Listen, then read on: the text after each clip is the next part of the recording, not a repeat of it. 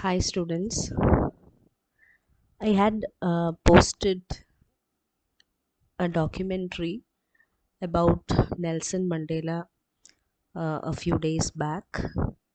It is prescribed for your study and it's titled Nelson Mandela Prisoner to President, and it is directed by Peter Davis. So hope you all have watched that documentary posted in the classroom. And now today we'll look at uh, what is this about? What is this documentary about? Who is the director? Who is the subject? What is the purpose of this documentary?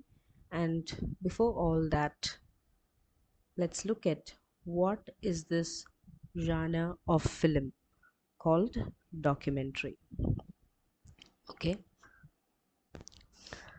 a documentary is basically a film that tells stories.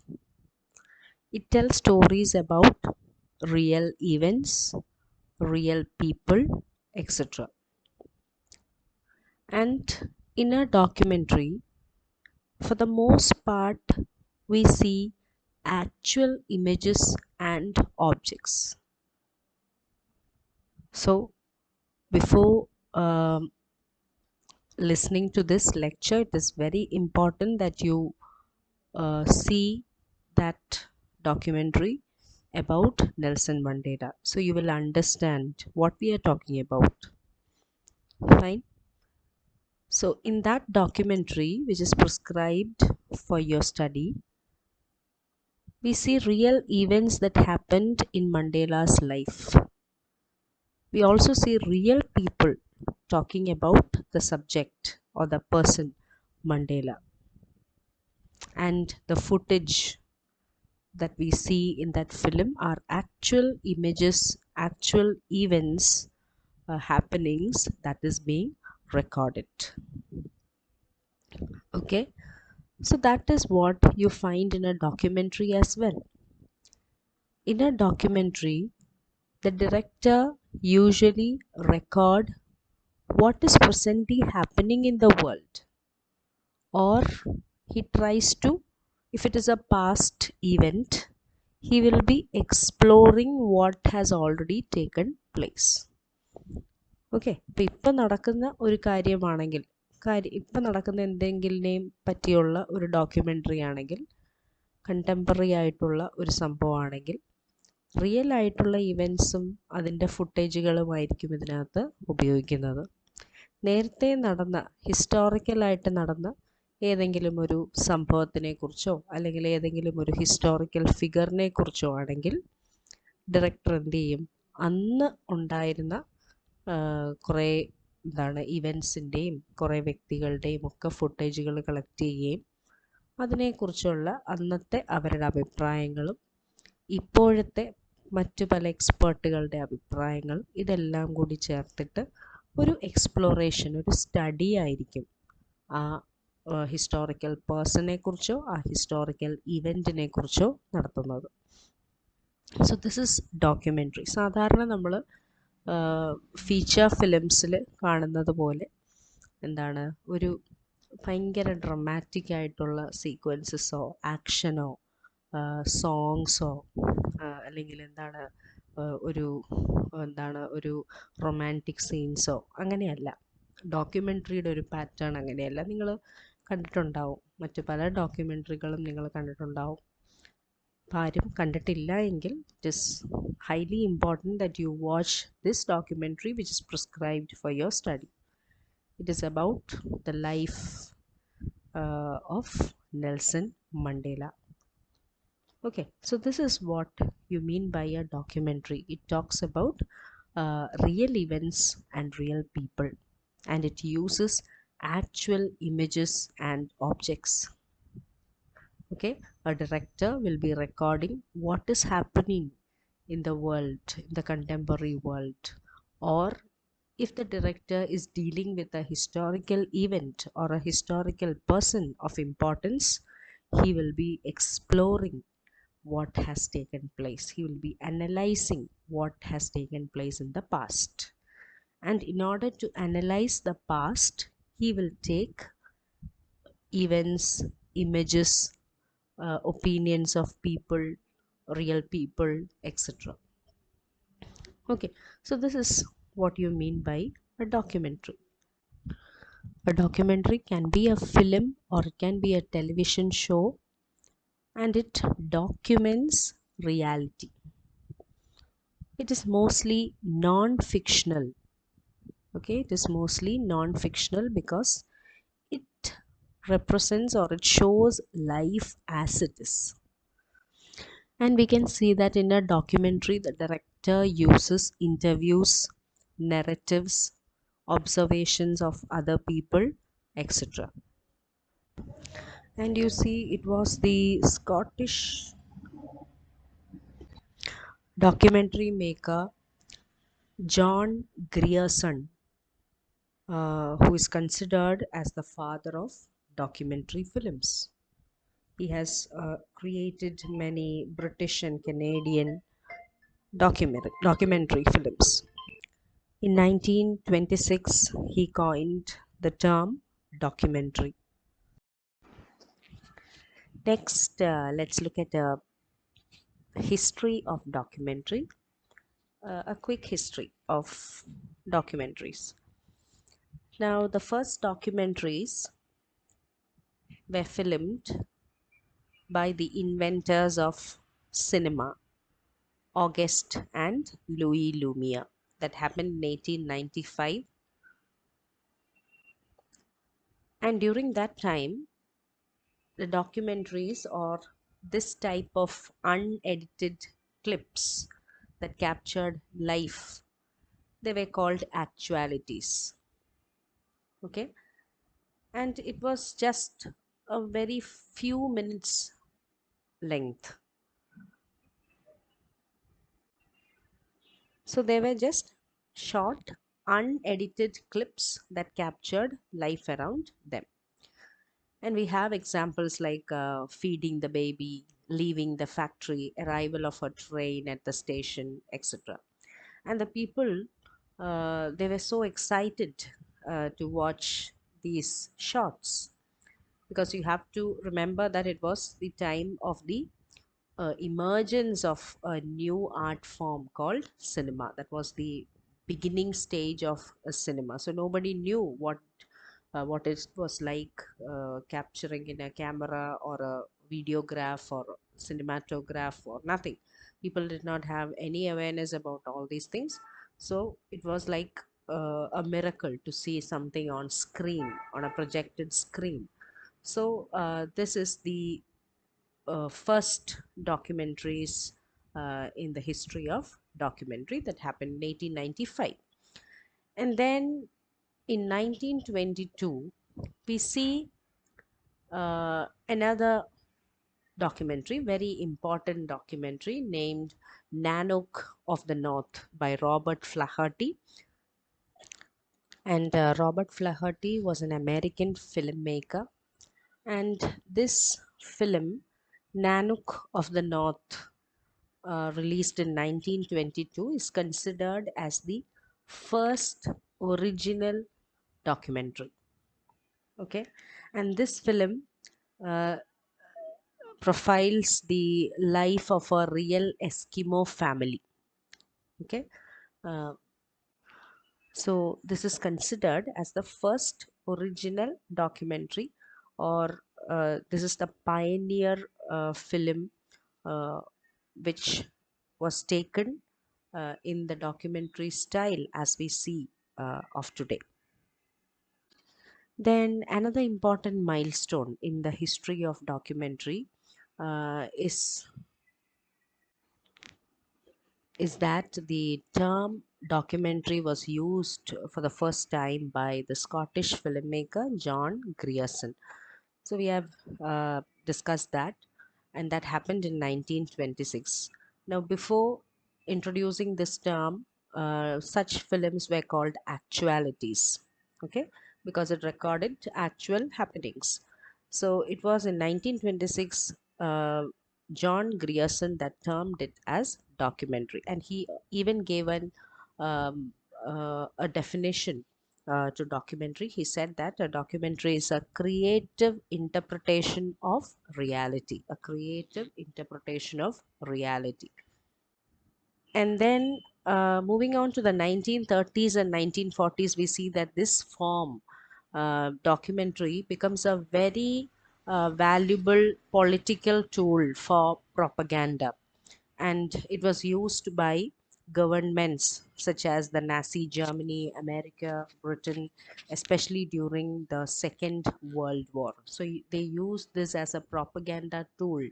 The documentaries shot realistic I mean, uh, realities about everything that was happening inside their country, or they deliberately shot it like that, and that was staged to the public.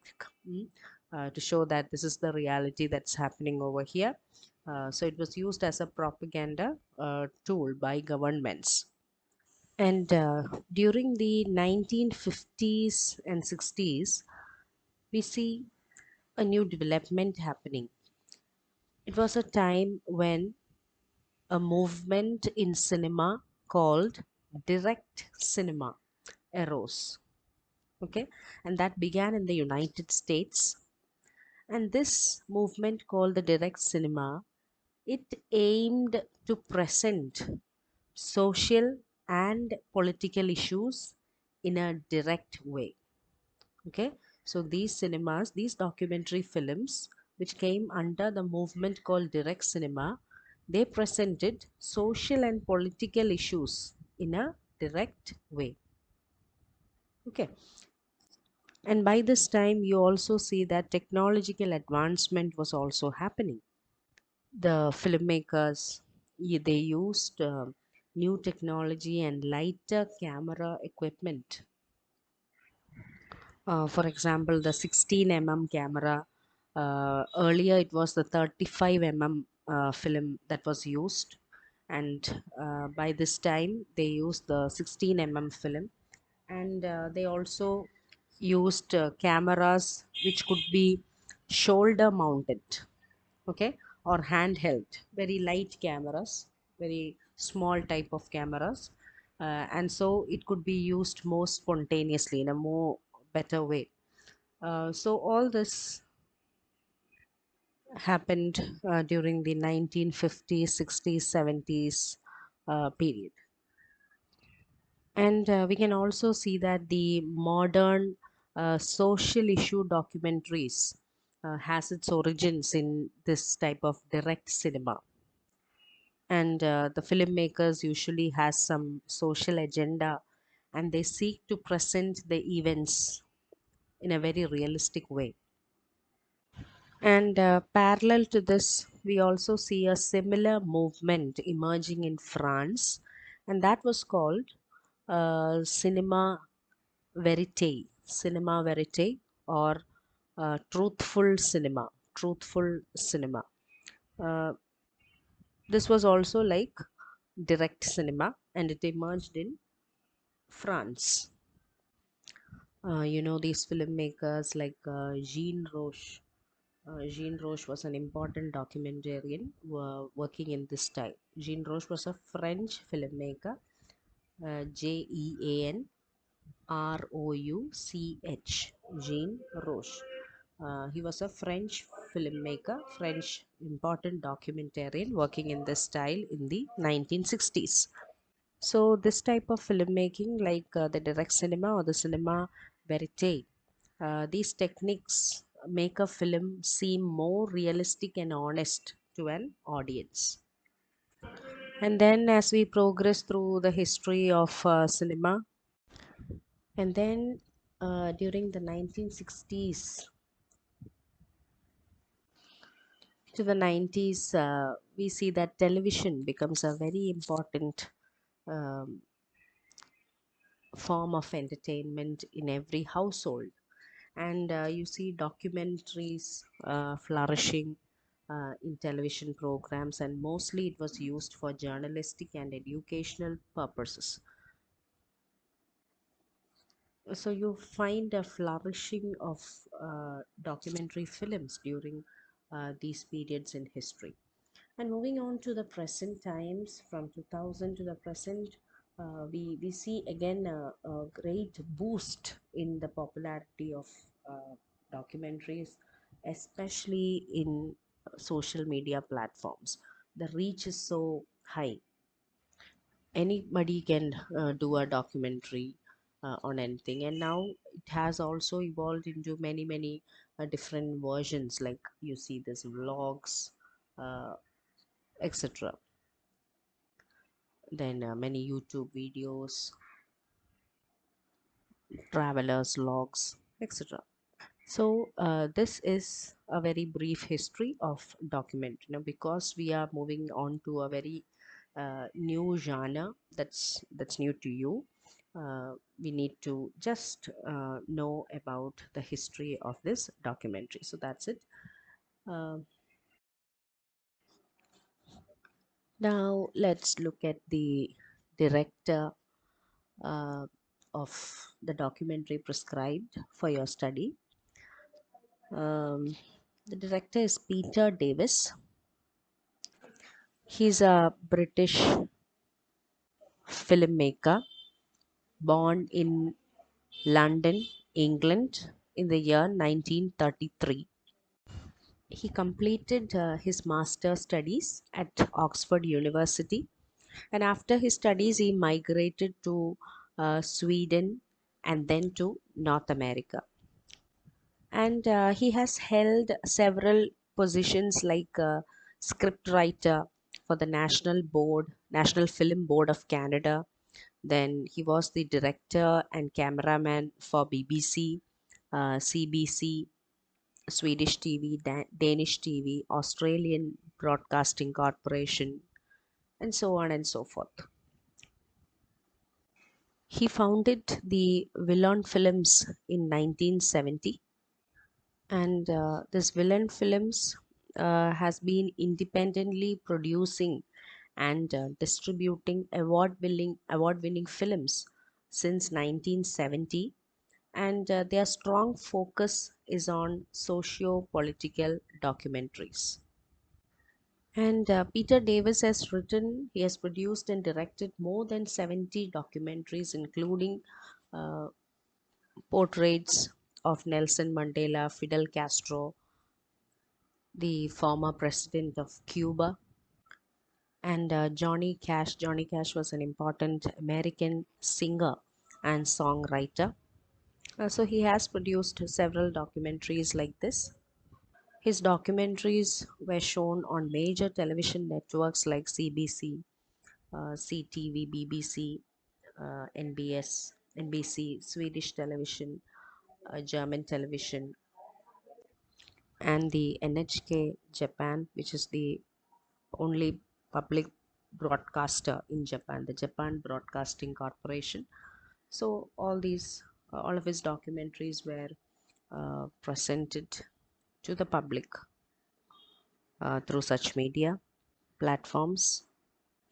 And in 1993, he has released a documentary named In Darkest Hollywood Cinema and Apartheid.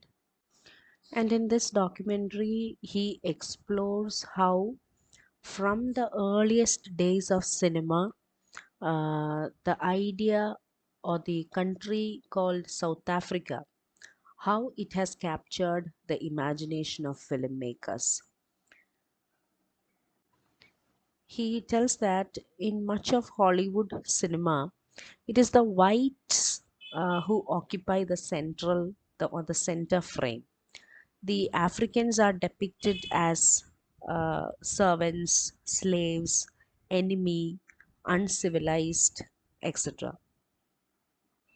So, in this documentary, which is based on years of original research, he interviews directors, scriptwriters, actors, historians, etc., and examines the role of cinema in both supporting and attacking apartheid. He also shows how Many black South Africans have now found a medium to tell the world about the horrors of apartheid, and that new medium is film. And based on the same subject, he has also written a book named In Darkest Hollywood, exploring the jungles of cinema's South Africa. That's the title of his book, which was published in 1996. So, through all the documentary films that he has directed, and the books that he has written, the discussions and debates that he has participated, we see that he was deeply involved in the anti apartheid movement. Okay, so that's about the director, Peter Davis. Next, in the next class, we'll move on to the documentary Nelson Mandela, Prisoner to President.